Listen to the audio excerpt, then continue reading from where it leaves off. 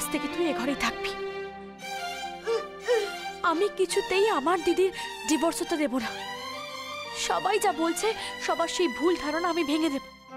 আমি তো জানি তুই আমাকে বাঁচাতে গিয়েই নিজের ঘাড়ে সব দোষটা নিয়েছিস।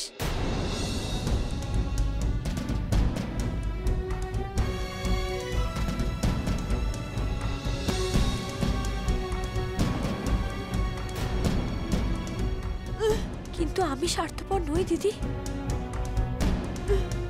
আমার শুধুমাত্র একটাই সমস্যা,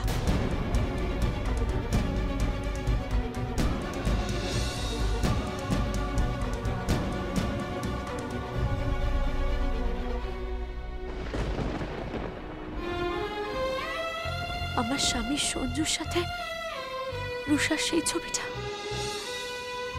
ওই ছবিটা যদি সবাই দেখে ফেলে তাহলে আমার স্বামীর বদনাম হয়ে যাবে।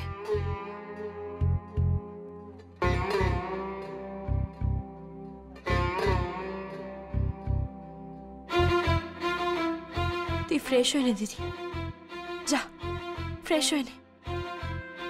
আর শোন, তুই তোর বড়ের ঘরে যাবি না, কোনো দরকার নেই যাবার।